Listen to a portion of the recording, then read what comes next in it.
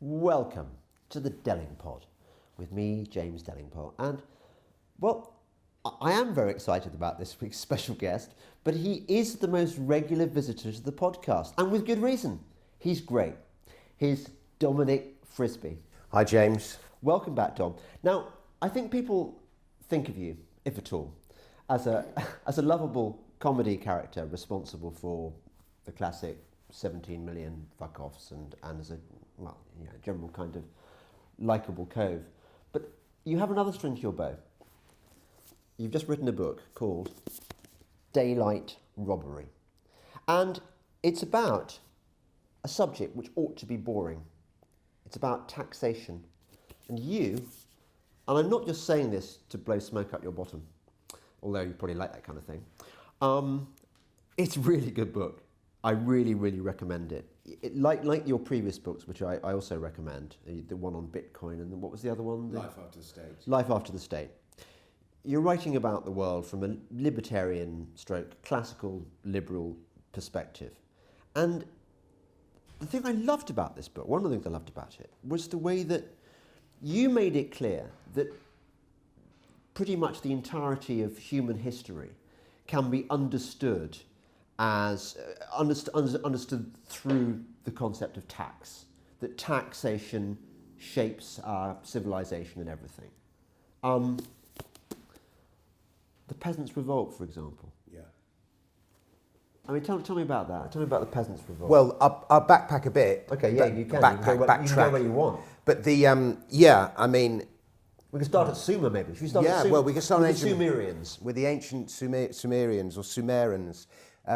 There's never been a civilization without taxation, which is one of the things that I discovered. And, the very first written records we have are tax records. And it's, when it's probable that this sense of duty to the greater collective existed in the hunter-gatherer societies that predated civilization. And taxation isn't just, of course, for your money, it's for your labour, for your produce, anything that you have of wealth. And there's never been a civilization without taxation. And once you start to look at the world as this, through the prism of taxation, so many things that have happened make incredible sense. But the Peasants Revolt is one of my favourite tax stories of all. It was the most brilliant revolt. In fact, the next book I write, I want it to be like a historical drama set in the Peasants Revolt. But it goes all the way back to the plague. And one of the games I did an Edinburgh show about tax way back when. This is where this all started. And one of the games I used to play with the audience, I'd get the audience to shout out events from history, and any event, and I would endeavour to tell them the tax story behind that event. Right. Now, the problem with history is it's very competitive, and everyone's imposing their own narrative on history. And I remember one guy going, the Peloponnesian War, finding these really obscure things that I didn't know. But nevertheless, behind every war, wars are paid through by taxes. If you want to end wars, end taxes. Because without tax, you can't have war. And it's not just taxation during the war itself, but also afterwards. Whether, a lot of leaders get into debt during a war and then they spend after the war paying that debt off. A war is often a conquest, and it's about taking control of the tax base. You plunder and then you tax. And so without taxes, war would not be possible. And so every war, there's a tax story there. And similarly, the reverse of that is without war, many taxes wouldn't be possible. Throughout history, leaders have found it very difficult to raise taxes during peacetime, and they often need some kind of emergency to impose the new taxes. And then what tends to happen after the war is over is that taxes never go back to the levels they were before the war started. And people wonder how it is, that government is so big in our lives today. How did government get so big? In 1900, at the turn of the 20th century, taxes were about 10% of GDP. Today, it's more like 50%. The most expensive purchase you ever make in your life is people think it's a house. It's not. It's your government. By far and away, it's your government. Over the course of your life, roughly 50% of everything you ever earn will I'm be not, taken from you in Dom, I'm taxes. not feeling I'm getting very good value for money here. Well, we're not getting good value for money, and so I'm coming eventually to the peasants' revolt. Yeah. And so Take your time. Yeah, thank you. And so so every war, yes, the two world wars gave us, in 1941, ordinary Americans did not pay income tax. Only the very rich paid income tax. And it was only the Revenue Act of 1942 that brought income tax to every American, to ordinary Americans. And Irving Berlin wrote a song to try and get, to celebrate. He was commissioned by the American government to write a song to celebrate the joys of paying tax and make Americans understand why they were paying the taxes. And the song lyric went, "1,000 planes to bomb Berlin, they must be paid for, and I chipped in. And or see those bombers in the sky, Rockefeller helped to build them, so did I.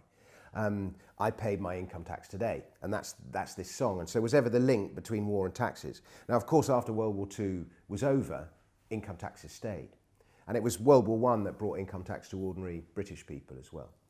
The first case was actually the Napoleonic Wars, but then income tax was abandoned after the Napoleonic Wars. But prior to World War I, ordinary English people paid very low levels of income tax. And as I say, today, the government has just got incredibly big. And we're seeing it with the general election today, in order to win elections, this is the nature of democracy, governments make promises. When they make promises, they take on obligations. And usually the person who made that promise is long since gone, but the obligations remain. And when the obligations are there, they've got to be paid for, and so we have taxes.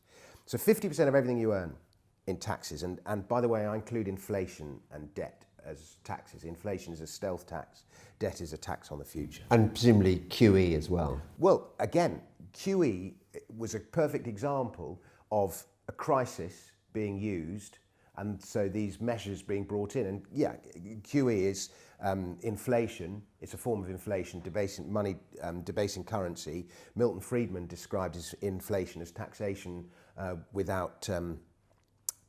what's the bloody quote? Taxation without, not taxation without taxation without, not taxation without representation. I've got to look it up very quickly. No, I quite like this. I quite like the human face of Dominic Frisby. You're not just a kind of machine regurgitating. I'm afraid data. I had a very heavy night last night, and so my brain is not at 100%. I think you should be telling us what you were doing. I cannot tell you, I cannot give it to the public.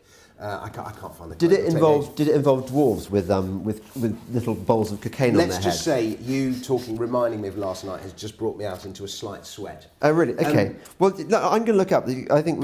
You carry on. I'll look up. It's basically taxation without legislation. Thank God for that. God, it wasn't that hard to get there. So yes, so every war, tax, every rebellion, every revolt is usually some kind of uprising against some kind of injustice perpetrated by the tax system. Taxation is control. Taxation is power. Without control of the tax base, kings and emperors and rulers very quickly lose, or even governments they lose their power. So every revolt, every revolution is taxation is at its heart. The French Revolution, the Russian Revolution, the American Revolution, no taxation without. The Gilets jaunes, I suppose. The Gilets jaunes today, it was oil taxes petrol taxes that triggered it. There was a great one in the Philippine Revolution, began with the cry of Pugad Lawin, exhorting citizens to tear up their tax certificates. So that's like the most transparent one of all. But one of the beautiful revolts was the Peasants' Revolt. And this goes all the way back. One of the great events that often you struggle to find the tax story is natural disasters. Because, usually it wasn't some kind of taxation that caused the natural disaster. Yeah. But where the tax story comes in is in the rebuilding effort afterwards. Right. So, the Great Fire of London was rebuilt with a coal tax. Or the Indonesian tsunami, for example, taxation played a large part in the rebuilding effort afterwards. But the Peasants' Revolt was preceded by the plague. And the plague wiped out 50, 60, 80% of Europe, depending on European people. But what it did is it transformed the economy, because suddenly there was a shortage of labour. And serfs were suddenly able, the value of a serf's labour suddenly increased because there was such a shortage. And serfs were finally able to often charge for their labour. Or in order to keep serfs on their land, lords would grant serfs their freedom and they started to pay them. And so the peasant classes were handling money for the very first time. So we can thank the rat for that, can't we? The plague rat. We can in a way. They liberated us from serfdom. Yeah, those that survived it. Good old rats. Good old rat. Much maligned. And so then we started to see poll taxes. And citizens were charged. And John of Gaunt, to this point, was the richest man in the country, and he was effectively the ruler of Britain in the late 1300s, I think. 1380, something like this. And Richard II was king, but he was the young king, and John of Gaunt was basically ruling the country. And he levied a poll tax in order to pay for his war in France. And it raised a lot of money. And so the following year, he raised another poll tax. And peasants who were now handling money, and it's called the Peasants Revolt, but really it was like the new middle class. They were artisans and, tilers and just ordinary workers, basically. It's called the Peasants Revolt. And ordinary workers were, and it was the ruling classes were desperately trying to keep the peasant class down. And for example, they tried to regulate the clothes they wear. Peasants had more money. Sumptuary laws. Exactly. And they regulate the food that they ate. And they tried to stop them wearing the same clothes as the middle and upper classes. The sumptuary laws, exactly. So there was this great battle brewing already. And then Gaunt levied his second poll tax. And it didn't levy as much as was expected. And then he levied a third poll tax in 4 years. And this time it levied even less. And that's always the way. They impose onerous taxes. It doesn't raise as much as they hope. And so they increase the level of taxes. The great irony of taxes is often if you lower the tax rates, revenue actually increases. The Laffer curve. The Laffer curve, exactly. But anyway, on his third attempt to raise this poll tax, the tax collectors rode it into a village called Laffing in Essex, I think it was called, and the villagers from told the tax collector to go away. So he came back the next day with guards, with soldiers, and there was a big fight, and all the soldiers were killed, and the man who was collecting the tax rode away, and that's how the Peasants' Revolt began. It was a refusal to pay these poll taxes. But there was this brilliant leader at the time called John Bull. He was the sort of John Bull, not Bull. Bull. Yeah. As in football, not as in... I said Bull, but you're absolutely right, it's Bull. Yeah. And he was the sort of intellectual, like I said, he was a heavy night. But he was the sort of intellectual head of the Peasants' Revolt, the intellectual thought leader. Yeah. And he did these brilliant speeches championing the common man. And he was... he got excommunicated loads of times. And by the way, I often, when I was a kid, I used to wonder, why was excommunication such a big deal? You just go, so you get excommunicated, you stick your 2 fingers up and so what, that's the end of it. Yeah. But it's not, because excommunication is that same device is being used in the world around us today. If you say the wrong thing about the NHS, you are smeared, you get all these things that people do to you when you have the wrong opinions. You get no platformed, and basically you're excommunicated. Very good. So it's not just social credit in China. We already have a version of our own social credit. It's just below the line. And when you have all the wrong views about stuff, it impacts you in all sorts of ways you don't know about, overlook for jobs and things like that. And so people don't want to be excommunicated. It's horrible. And so, you're like, oh, I'm not talking to you. So I can see now why excommunication was such a big deal then. Right. But anyway, this guy, John Bull, just did not... He didn't give. DNGAS. He was hard as nails, and he used to do these great speeches, and he was banned from speaking in churches. So he used to do his sermons in village halls, and everywhere he tried to ban him. The Archbishop of Canterbury, and the church was one of the main tax collectors at the time. And he was locked into Maidstone jail, and he predicted that he would be freed by 20,000 men. And everyone laughed at him. But the fact that he predicted it, and then we got the uprising in Laffing, and there were simultaneously uprisings in Kent, And they realised it was obviously the whole Peasants Revolt was carefully planned and orchestrated. And 20,000 men came to Maidstone prison and liberated John Ball. And the leader was a chap called Walter the Tiler. And that, by the way, and shortened, we now know him as Wat Tyler, but his name was Walter the Tiler. He was a tiler of roofs and a low person, right. Is how he's described in one of the contemporary chronicles. And by the way, another really interesting thing about tax is we got our surnames. Surnames didn't exist for ordinary people until the 12 and 1300s. And we only got our surnames because of taxes, poll taxes.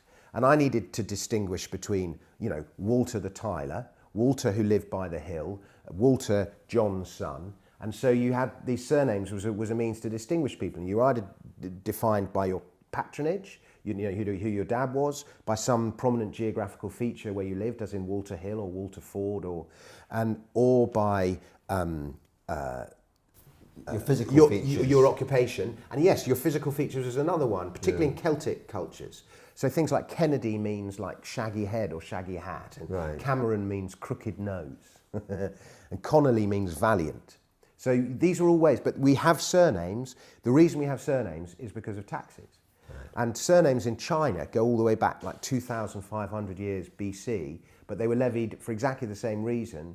They were imposed so that Emperor Fuxi, F-U-X-I, could impose taxes. So anyway, Walter the Tiler and his men arrived at Maidstone prison, and they freed John Ball, and they marched on London via Canterbury, because their first target they wanted to get was the Archbishop of Canterbury.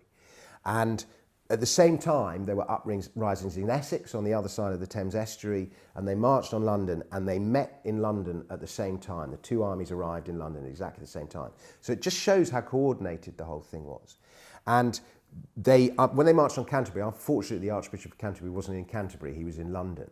But they did this thing, they systematically, wherever they went, they opened all the prisons and let all the prisoners out, most of whom were in jail for tax offences of one kind or another, and they burnt all the tax records. And they went to all the lawyers and all the churches, and they systematically destroyed every single tax record. And they went right to the zero patient, if you like, the place where all the ills were emanating from. Yeah. And they timed their advances, because John of Gaunt was in Scotland at the time with the army, and there was another war going on in the continent. So there were very few soldiers in London at the time. So it meant, they could win that war. And they came to London and ran riot in London, killed all the lawyers, and burnt all the tax records. Was it naughty of me when I was reading that section of the book, when they started killing all the tax collectors and all the lawyers?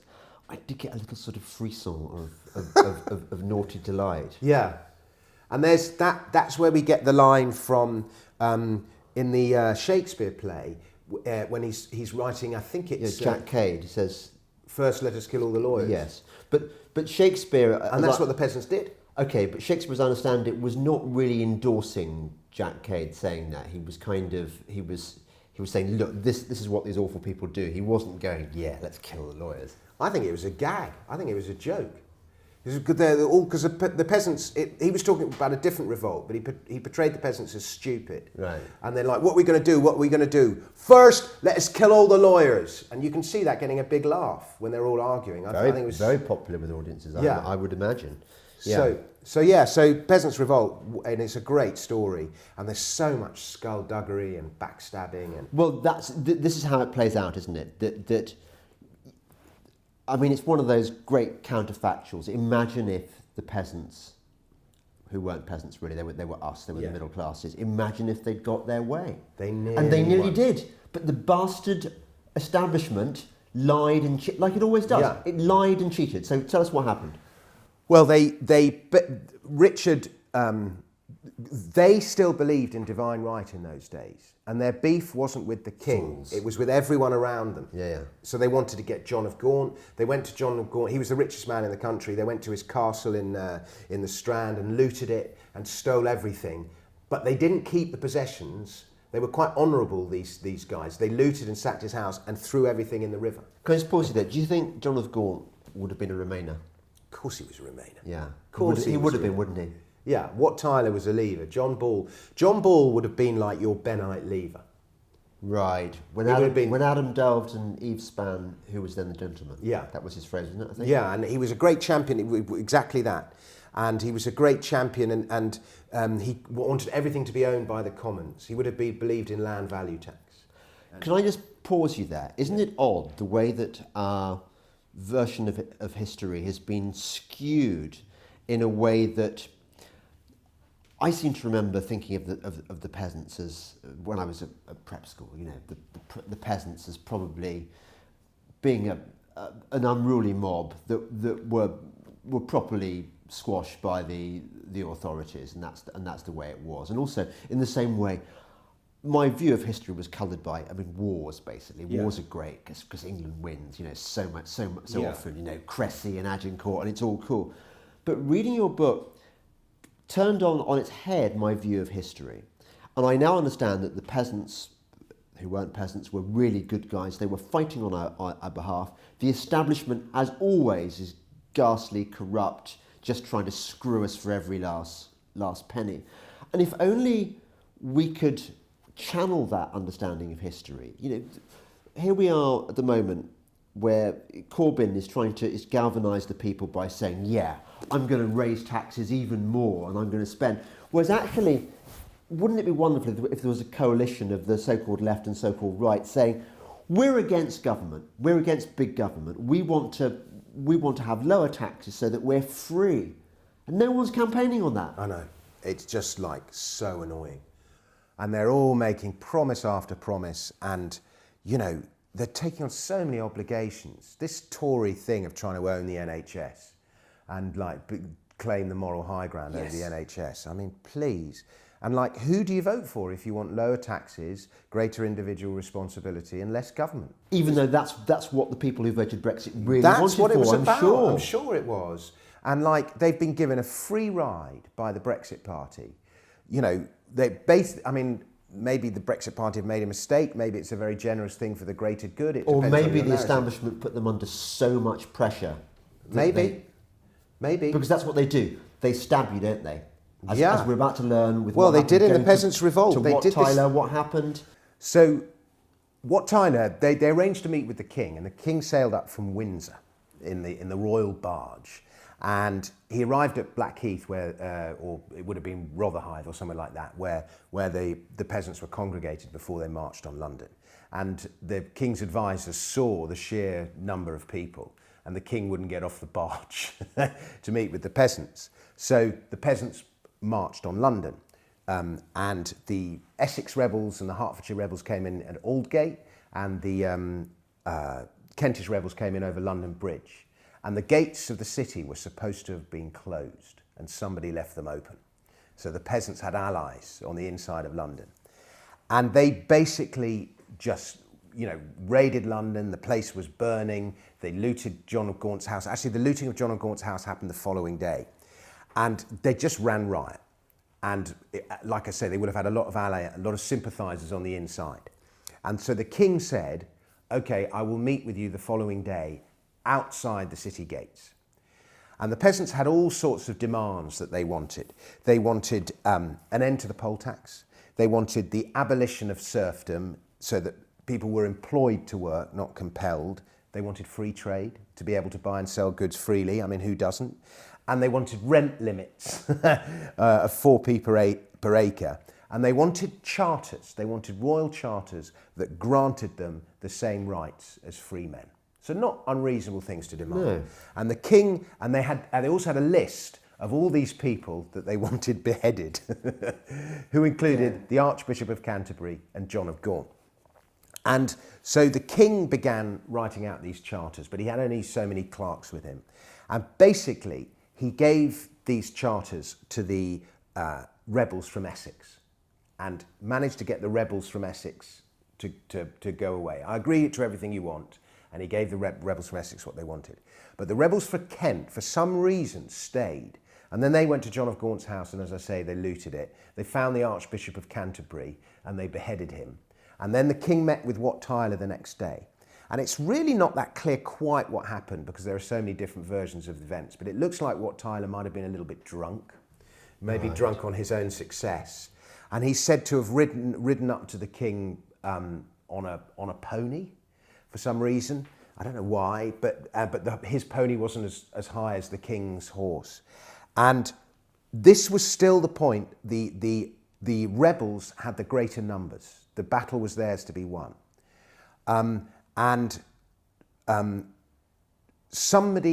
They staged this guy. Wat Tyler was basically, he was framed. Some guy came along and he said, I saw you committing some crime. I can't remember exactly what it is. It's in the book.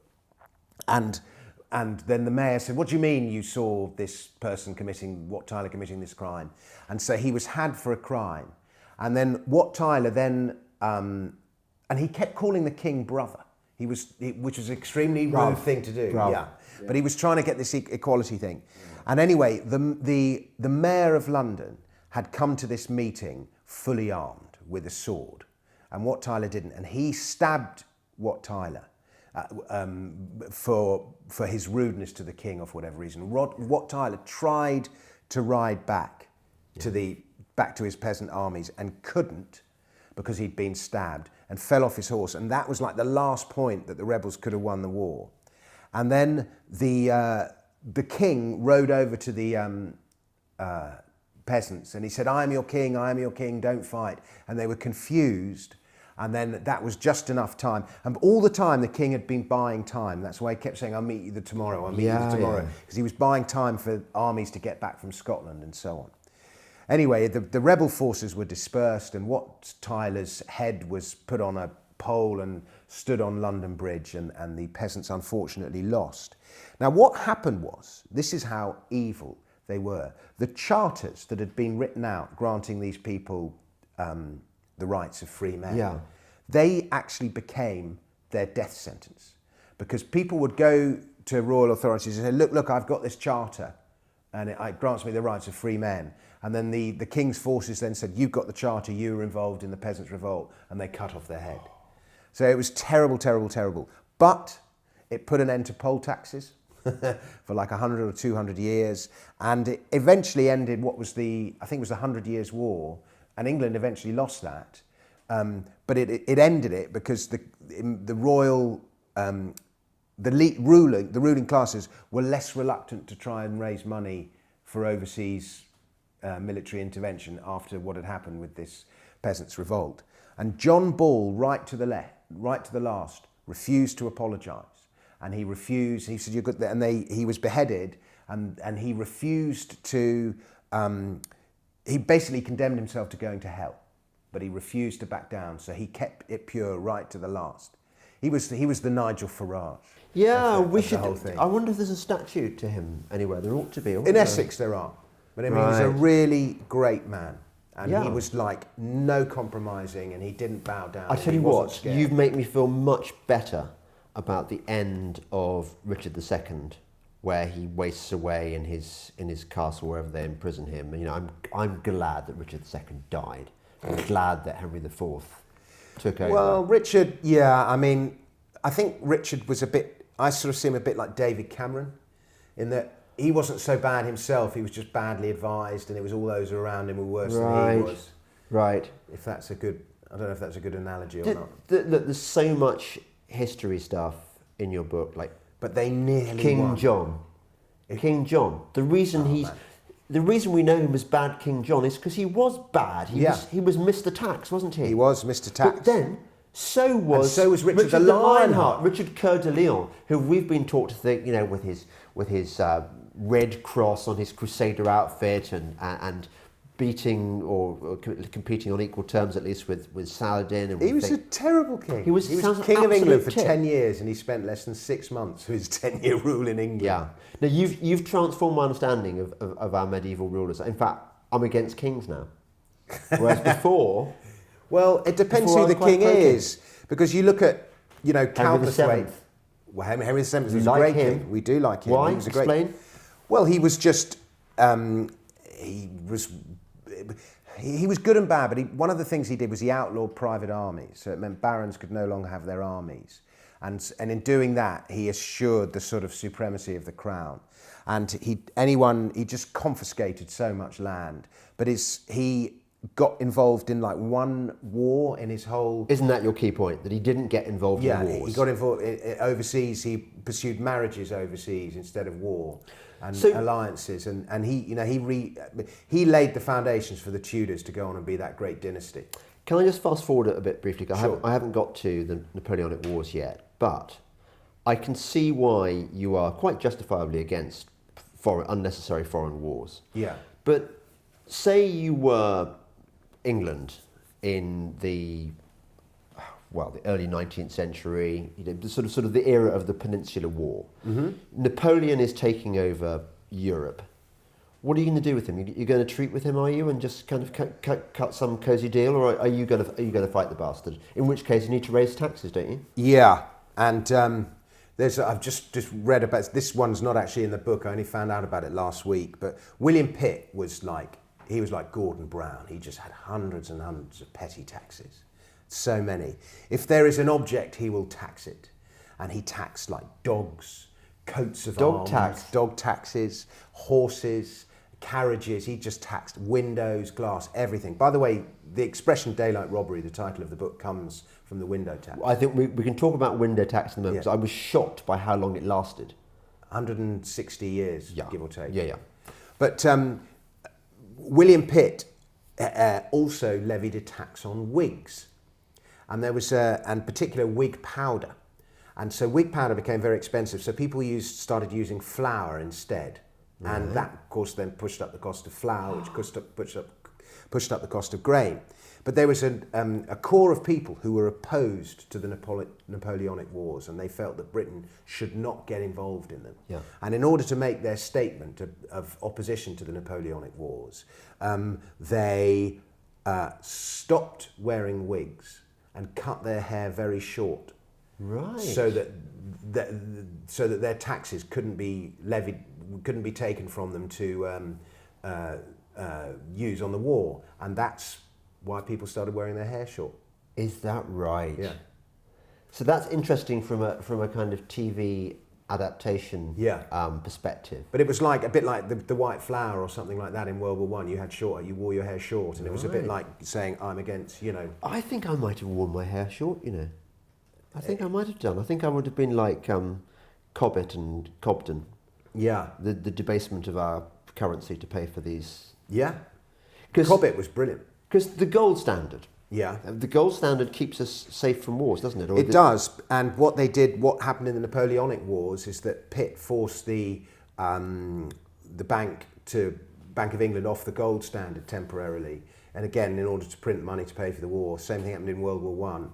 And, French and German governments also took their countries off the gold standard. And if they'd stayed on the gold standard, there was not the gold to pay for the war to go on for as long as it did. So debasement of the currency is another form of taxation without legislation. Off the books, isn't it? Yeah.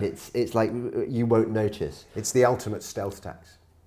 I've got from my metal detecting, I've got a long cross penny. Okay. And you know about long cross pennies, don't you? No, I don't think I do. Long cross pennies have this cross, which goes to the edge of the coin.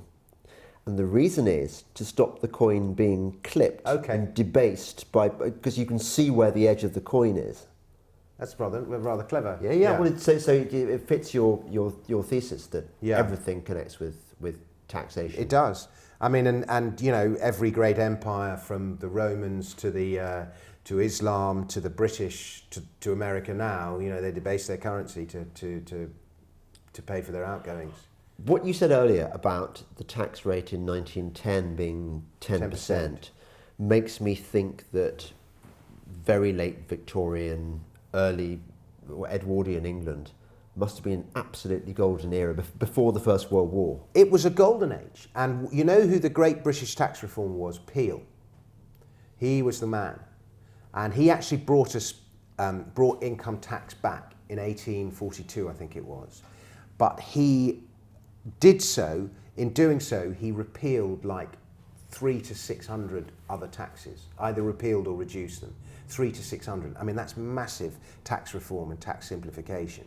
And that was like basically laid the foundations of free trade. And from free trade, you get exchange, and it's by exchange that we progress. And that's why the second half of the 19th century was such a glorious era in terms of British invention and innovation and all that. It all started with It's interesting tax that, reforms. that we think of, when we think about the great prime ministers, and Disraeli and Gladstone get a mention, but you're suggesting perhaps that Peel ought to be high on the list. Well, a lot of his really tax great reform ones. apparently was accidental, but Oh, you know, right. he got rid of glass duty, which was, you know, that was duties on glass was one of the terrible tax, because, you know, that and the window tax meant that people didn't have any windows, and that the tenement blocks were all built without windows, and so all the cases of cholera and typhus and smallpox, all the diseases during the Industrial Revolution were made far worse because of these damped,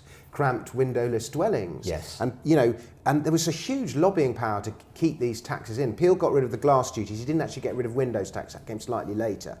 But it was only Peel, it was 10 years after Peel.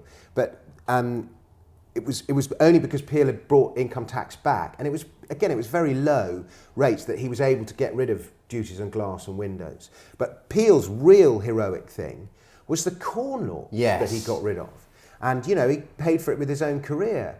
But, you know, people, you go to Ireland, and, you know, I was in Ireland a couple of weeks ago, Kilconomics, and they're still angry about the famine, the Great Famine. Right. And, you know, the Corn Laws made that famine so much worse than it would otherwise have been, because the Corn Laws were introduced to protect British landowners, farmers, against the falling cost of bread and grain after the Napoleonic Wars. Yeah. And as a result, put tariffs on imported grain, and it meant that grain prices stayed high. So that was good for the landowners, but it was terrible for the poor. This is one of these things, like you always get the IEA championing the consumer. Well, that's the equivalent, because anything that results in lower prices for the consumer has to be a good thing. And these Corn Laws pushed up the price of grain. Yeah. Britain's population, and Britain, Ireland was part of Britain at the time, was exploding in the first half of the 19th century. Because there was no competition from abroad, agricultural production didn't improve in the way that it should have done. Right. It got sort of bloated and just inefficient. Yeah. And there was loads of grain waiting to be imported from America. Yeah.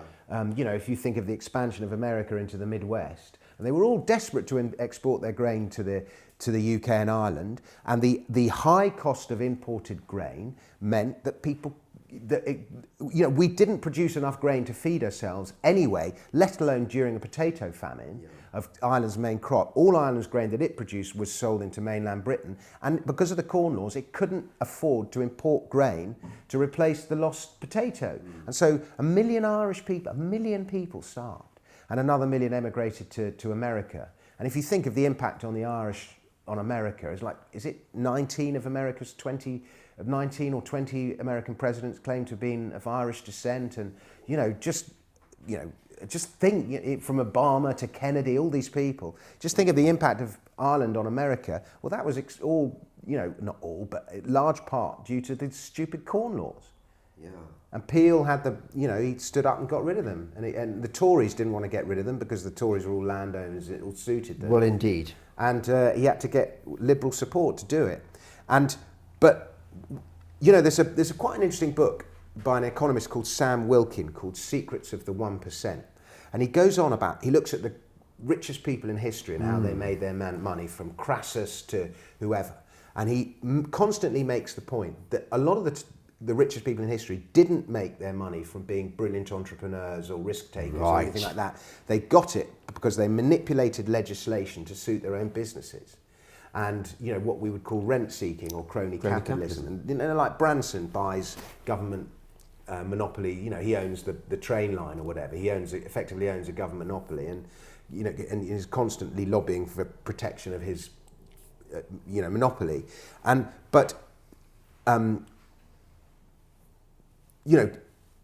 the great estates of the Duke of Bedford, the Duke of Cadogan, the Duke of Westminster, and you think of the huge parts of central London they all own, those all estates were all built on the back of profits from their land made on the back of the Corn Laws. And he's Duke of Westminster, even today, he's still one of the richest people in the world, and it's all from those stupid Corn Laws. You don't like the Corn Laws. I love your reference to the fact that Mr. Darcy, Yeah. when Jane Austen wants to demonstrate just how fuck off rich Mr. Darcy is, she talks about how many windows he's got at his home. I had no idea that the window tax lasted so long. It must have had a tremendous effect on architecture. There were notches. So if you had, the notches changed over the course of history, but it was things like the notches where if you had below 7 windows, you paid one tax, and then 7 to 14 windows, you paid another tax. And so these notches actually guided architectural styles. And you see houses were built with the window frames built, but bricked in. So they gave the homeowner the option to knock the bricks out and put in a window if he wanted. You see that. Or if the laws changed, they had the option to put a window in there. That's why you see so many windows bricked up. But yeah, it guided architecture it was John Stuart Mill called it a cause of deformity in building. Well, yeah, I can see that there are so many unintended consequences, aren't there, to taxes? Yeah, the window tax, there's a great story with the window taxes. In the lead up until the 1690s, we paid half taxes, half money. And twice a year, tax collectors would come into your home to count the number of fireplaces you had. A bit like the licence fee guy comes into your house to see if you've got a telly or not. Yeah. And the English hated these half taxes. And originally they'd been paid to the church, but they were made statute by Charles II, I think, who on the whole was a pretty good king, but he gave us half money, which was not such a good thing. And so we started paying, chimney taxes. You paid, I think it was a shilling per fireplace every 6 months or something like that. And then William and Mary became crowned after the Glorious Revolution. They were crowned, and they wanted to find a way to ingratiate these new monarchs with the people, because remember, there was a lot of loyalty to James II. William was from Holland and so on. So in the English Bill of Rights, they abolished half money. And in order to erect a monument of their Majesty's goodliness in every hearth through the kingdom, or something like that was the reason, was the quote.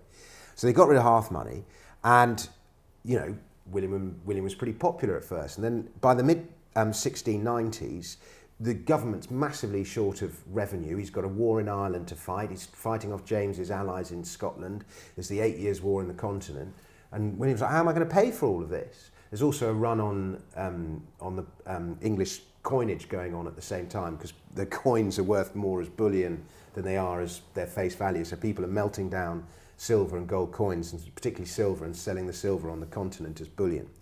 So he's massively short of money, and there's two solutions to this. One is the forming of the Bank of England, and then that was sort of the beginning of the end. The beginning of the end. Because presumably once you've got a central bank, that's it. But it's the way of the world. But we had Isaac Newton was warden of the mint for 20 years in the early 1700s, and he was pretty good, Isaac Newton.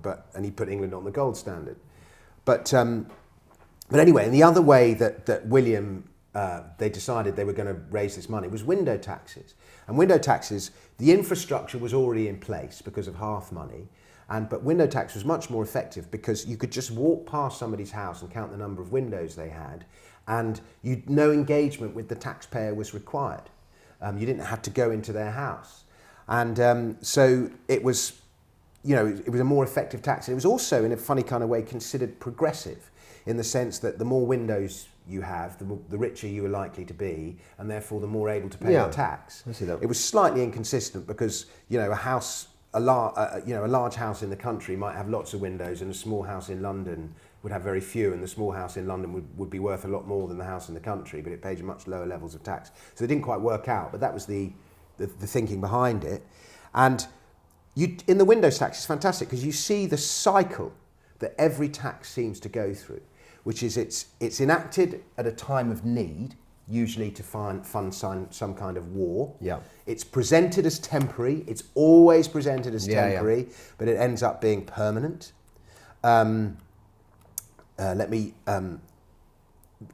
Very low amounts of tax payable at first, but it increases over time. It violates some kind of basic freedom. In this case, the right to light and to fresh air. Many go to great lengths to avoid paying it, such as blocking up their windows, so it distorts how people behave. Not wearing a wig. Not wearing a wig, exactly. And then there are millions of unintended consequences which gets worse as the tax matures. In this case, the unintended consequences was it made people ill. And then even after, it went on for, there were like scientific inquiries showing that this tax made people ill. And there was huge campaigns, pamphlets handed out, songs sung. Charles Dickens hated the windows tax. He went on about how the adage "as free as air" is extinct. He called it, and then there's some kind of campaign, a protest, a revolution to get rid of it, and government is slow and reluctant to do it. And the story is, when the matter was debated in Parliament, some MPs were crying out daylight robbery.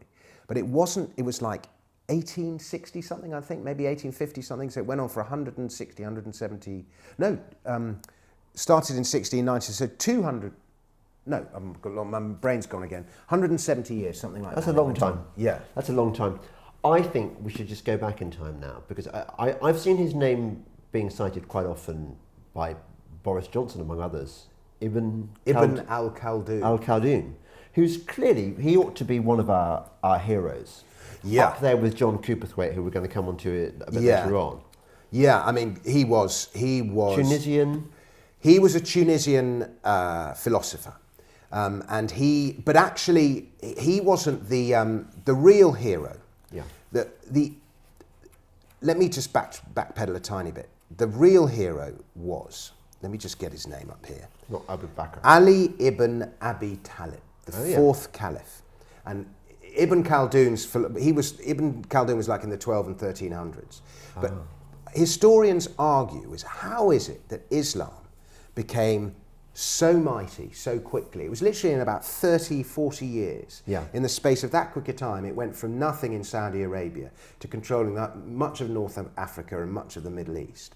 And then, it was all built on low taxes.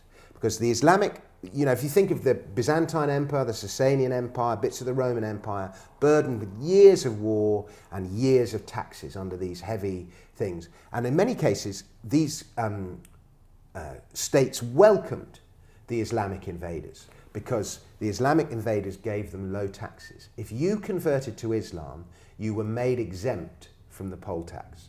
Otherwise, you would have to pay the poll tax, and if you didn't pay the poll tax, you were killed. So it was death, taxes, or Islam. Which are you going to choose? Well, Islam. Islam, and everyone chose Islam, and the whole thing was built. And but this guy, let me say his name again, the fourth caliph, was a big believer in. He actually advised his generals not to tax people if the weather was bad, if for some reason there were crop failures, if there was flooding, whatever the reason. He said, just don't tax them. And he had this belief. When you said if the weather was bad, I was thinking, oh, it's raining, they're going to be really unhappy today. Yeah, no, because it resulting in unwarranted crop failure. Yeah. And because he always, the expression, the Cooperthwaite's expression was the revenue will eventually make its way to the exchequer. And the wealthier the people, the more able they are to pay taxes. Yeah. So do everything you can to ensure that people are wealthy. And Ibn al-Khaldun, the guy you cite, the philosopher you cite, is cited by Arthur Laffer, who's famous for the Laffer's curve. And this idea that higher tax rates do not necessarily mean greater government revenue. Yes. Because with lower taxes, people are more incentivized to work, there is more profit, there is more money flowing through the economy, and so more money makes its way to the exchequer. But it was this guy, the fourth caliph, who was like the great proponent of it. Although, have you noticed how whenever Arthur Laffer is cited in the mainstream media these days, it's always to explain why actually his theory doesn't really apply, and all our economics writers are all basically Keynesian, high tax, Yeah. they're creatures of the establishment, aren't they?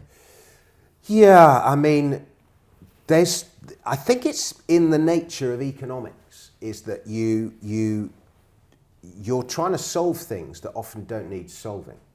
And so economists all come up with these theories and they say, well, if the government did this, it leads to that. And the whole profession is just intrinsically related to government and the setting of policy. Yeah. And the idea of do nothing, what Cooperthwaite called positive non-intervention, it's just sort of alien. Yeah, where's the role for them? Exactly. And their expertise. Exactly. Yeah, yeah. Okay. And this was the great thing about Cowperthwaite. He, banning the Office of National Statistics.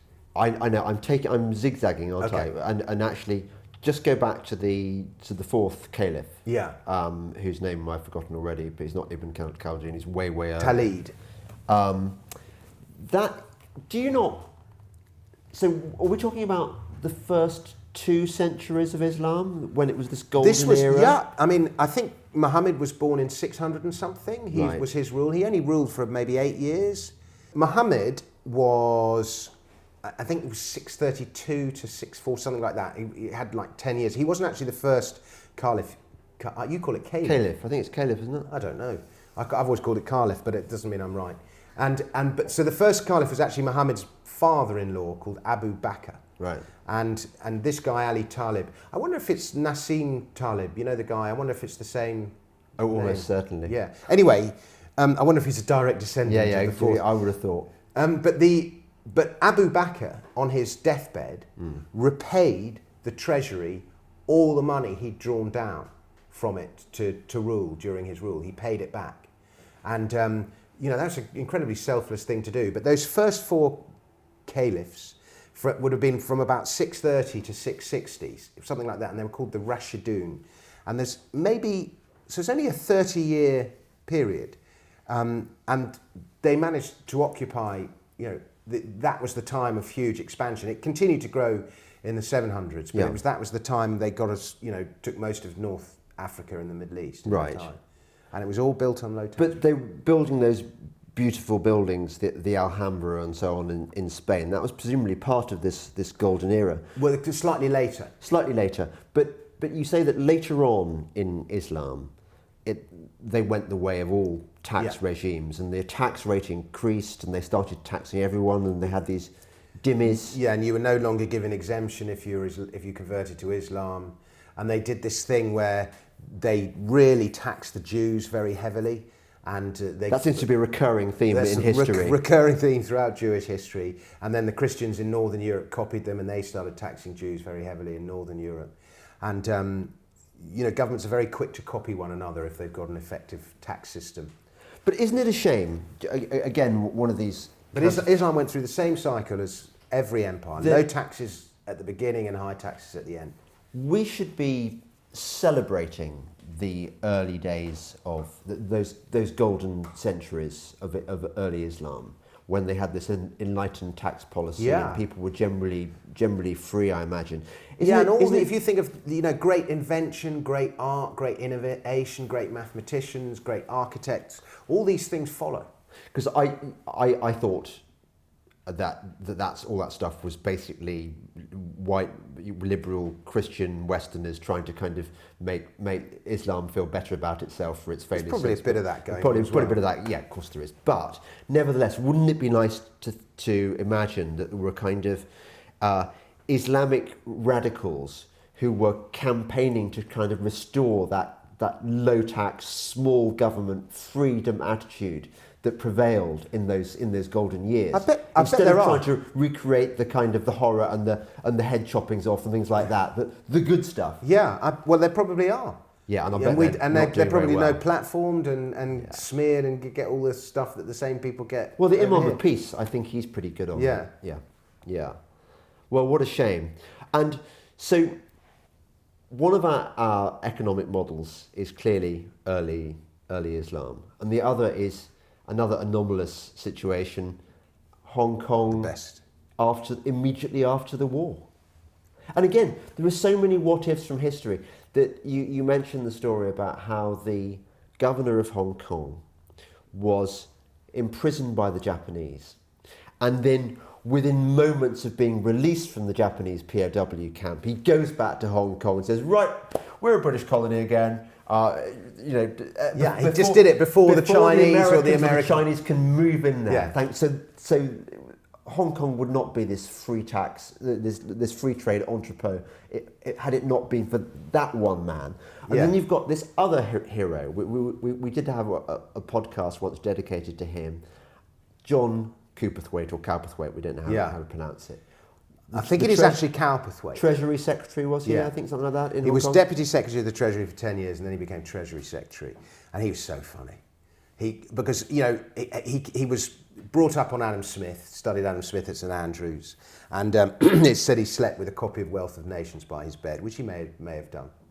But and he's sent out with the British Civil Service in the 1940s to get the colony back on its feet. It's got a population of 600,000 people at this stage. It's just had 5 years of Japanese. He's talking to a fly, not to me. Martial law, and we don't know how poor Hong Kong was, but it was probably on a level with most of Africa or large parts of Africa anyway. Maybe not all of it. And his first job is to get the colony back on its feet. And he just walks, and he was very observant. He just walked around, and he could just see everyone doing a perfectly good job by themselves. And so he sort of thought, I don't really need to do anything. And it was an observation he was glad to make because he was such a big believer in Smith. But meanwhile, the West is pursuing Keynesian policy, and he just sees something. Keynes was not writing with our situation in mind, was his line about that.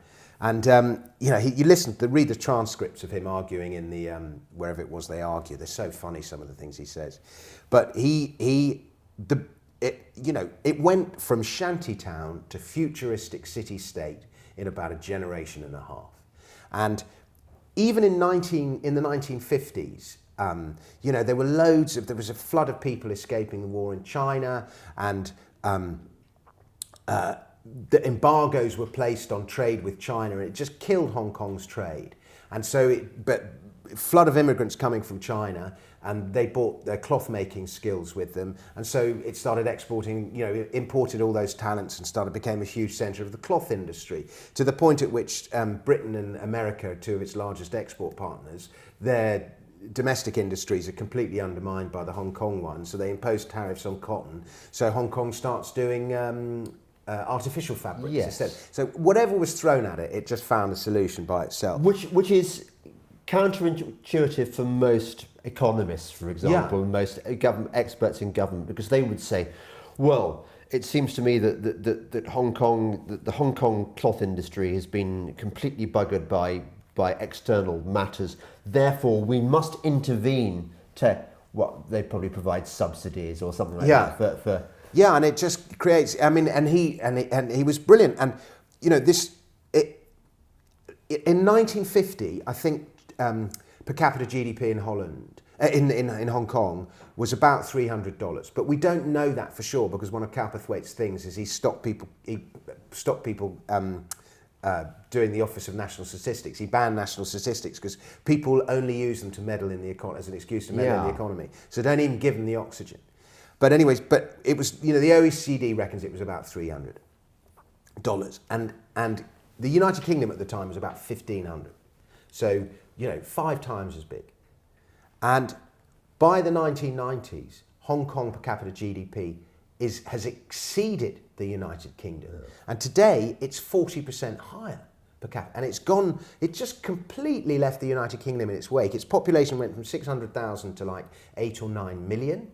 And tax never exceeded 14% of GDP. So we're back at that 10 to 15% figure that we were at in 1900 in the United Kingdom. Right. The ancient tithe. The tithe was always supposed to be the 10%. And it's thought, and the first tithe, ancient Mesopotamia, Esretu, this first tithe was called.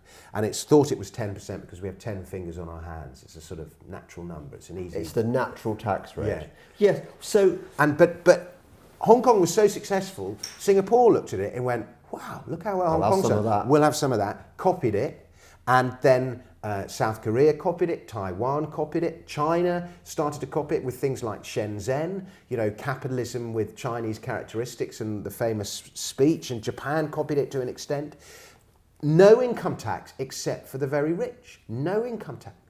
And 40% of Hong Kong tax revenue came from land value tax, which was we barely have any land value tax in the UK. We have Should a little we? bit of, yeah, of course we should. And we should tax land, not labour. And we have council tax, but it's a minuscule portion of overall government revenue. Right. And it was just so incredibly successful, and everyone copied it. And the public services, again, Yeah. counterintuitively in Hong Kong are fantastic. Yeah, best education in the world, top of the healthcare. I think it's like third best educated people in the world, top of Bloomberg's healthcare index, and it's got the best public transport in the world, 99.4% on time rate. Hong Kong schooling is bloody expensive, but presumably that's a Well, people can pay for it because they all earn more money. yeah, exactly. Is there no public schools there? I don't know. I do know that my eldest, he's basically going to send my granddaughter back to England to educate her privately because it's like 100 grand a year or something or more. Okay. For schooling. Okay, well that's a lot of money, but then it's a rich country. Yeah, sure.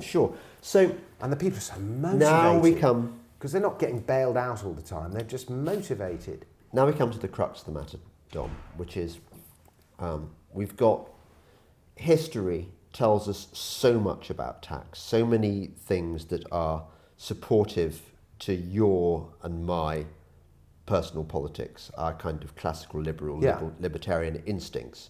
You've got the fourth caliph, Ali, whatever, you've got Ibn Khaldun, so from the Islamic world you have that example. You have the example of the shining example of Hong Kong and Singapore.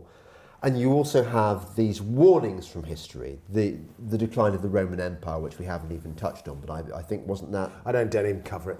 Don't even cover it, but I imagine that taxation had something to do with... Yeah, heavily taxed. That's one of the reasons Islam, many of the former Roman Empire welcomed the Islamic conquerors. It was just the relief from Roman taxes. So anyone but a fool would realise that the evidence is overwhelmingly in favour of low tax. So why are we in a situation today where we've got this election coming out, and possibly in the past by the time this podcast goes out, that everyone's competing on how they can spunk more of your taxpayers' money up against the wall on pointless vanity projects? It's the perversion of democracy, and it's just the flaw in the system. The electoral system that we have incentivizes politicians to promise stuff in order to get elected, and the promises they make have to be kept, and so that just creates burden after burden, and those burdens go on forever, and once you've got something in place it's very hard to get rid of. We only finished paying off our World War I debt in 2015.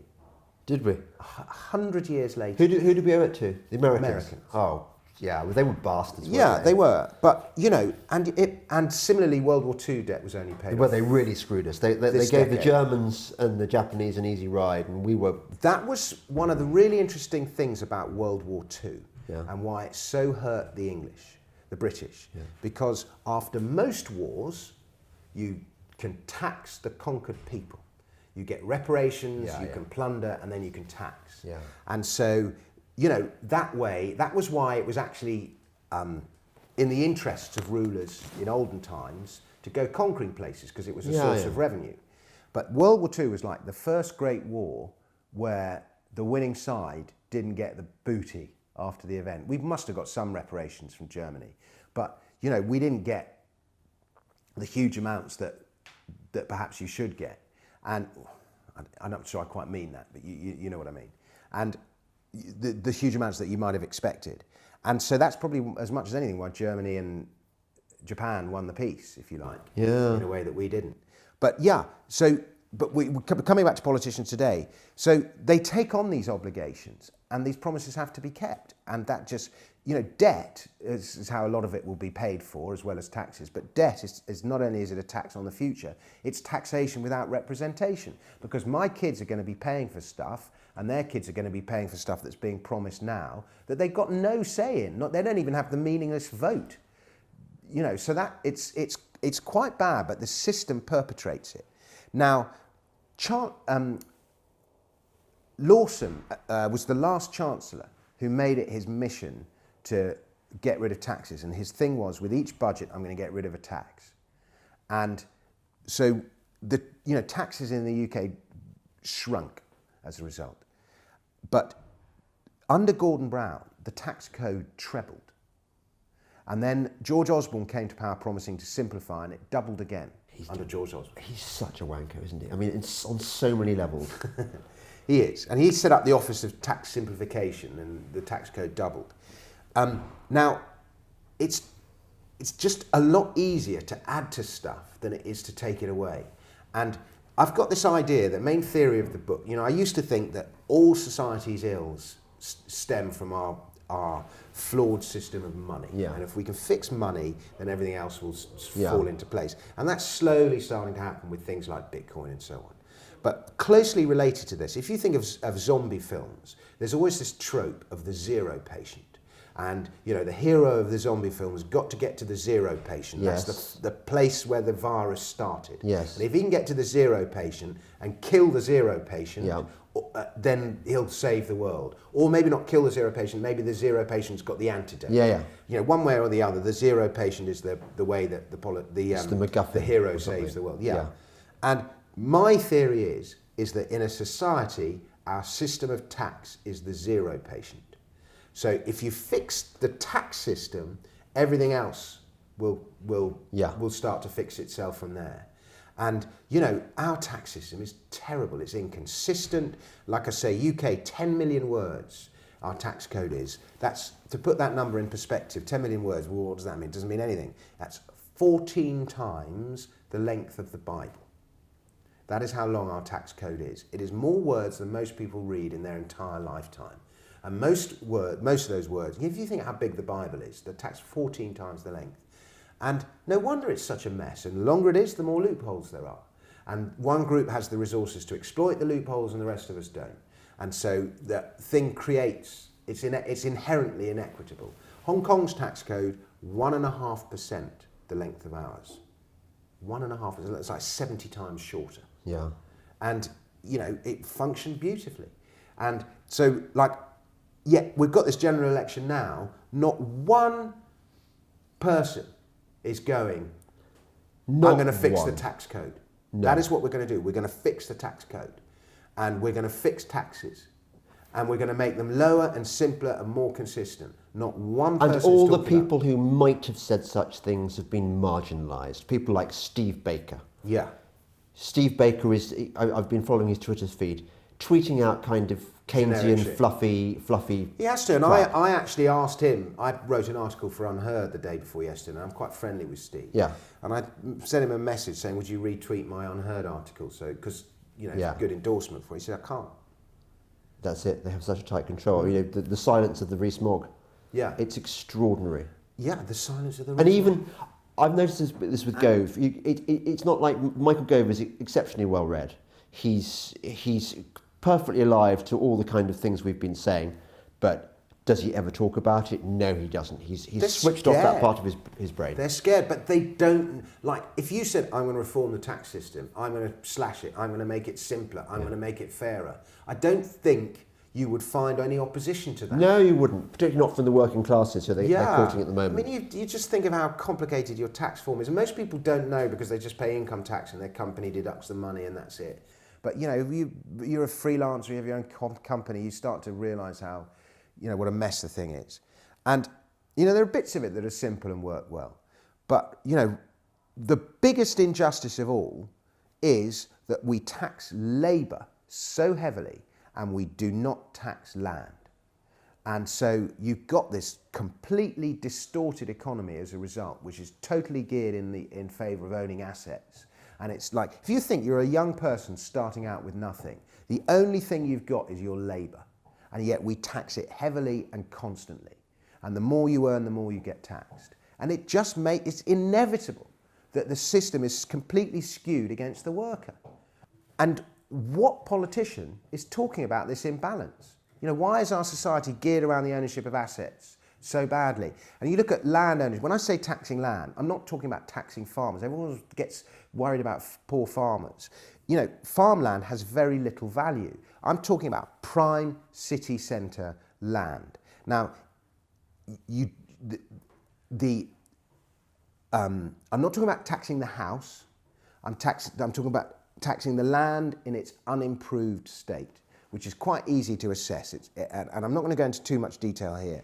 And it's, you know, prime city centre real estate. It solves so many problems. It solves all the taxing of the intangible economy, you know, Google and Starbucks putting its IP in Holland and all that crap that goes on. That's fine. You don't have to pay tax on your income. You don't have to pay tax on. You just pay tax on the land that you use. If you want exclusive rights to a plot of land and you want government to protect your title to that land, then you pay a fee to the community. And it goes all the way back to the physiocrats of the 17th century who believed that the land in its unimproved state belong to everyone. Because there's two types of wealth. You have the wealth that a human being has created as a result of his own endeavour, and you have the wealth that nature gave to us. And the wealth that nature gave to us belongs to everyone, and then the wealth that you make by building this fantastic house on the land, that's yours to keep. So it's all about taxing the unimproved thing. But who's talking about that? Nobody. You know, the mansion tax was sort of land value tax in a bastardised form.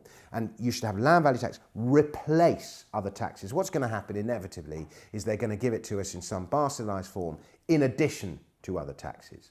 It should replace other taxes. That's the key thing about it. But no politician is talking about this, about serious tax reform. And like, if we want to make this country better, that is what we need. Serious tax reform. And I'm going to give you a little carrot, dangle a little carrot of hope at the end of this interview now, which is I went and did a talk at the IEA, Institute of Economic Affairs, about a month ago.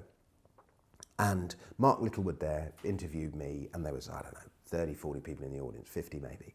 And it was just like a great hour. Mark Littlewood loves this book. Yeah. And everyone at the IEA is all over it. And they just bought 3 boxes of this book and then made me sign it to every single cabinet minister. Did they? And they gave the book to each cabinet minister as their Christmas present. So I've gone for Sajid from Dominic Frisby, for Jacob from Dominic Frisby, for Boris from Dominic Frisby. So, you know, judging by what's going on in this election at the moment, none of them have read it. But they've all been given this book, and they sent me the thank you note from Sajid Javid saying thanks for the book. Liz Truss loves it. Of course she does. She's all over it. She's read the book and she gave me a really nice quote for the back cover. So a copy of this book is in the hands of those people that can actually effect some kind of change. Please, Lord, let some of them read it, go, I say, this is rather a good book. Have you read this, Sajid? But he's like the one we really want to read. Yeah, yeah. And I mean, I don't know if he's the genuine article or if he just talks the talk but doesn't walk the walk. I'm rather suspect he talks the talk but doesn't walk the walk, but we'll see. But if those guys can get it and they get the point that, you know, if we're to save this country, we need to start with our system of tax, then maybe. Maybe. I think that's a natural ending, Dom. Thank you very much. That was really good. And you're so good, we're going to have you back on again. Anytime. Very soon. Anytime. Because we haven't even talked about Bitcoin or gold or... All fantastic subjects. What's the book called, James? It's called Daylight Robbery. Daylight Robbery. How Tax Shaped Our Past and Will Change Our Future by Dominic Frisby. Well done, Dom. Really Thanks, good book. James. Congrats.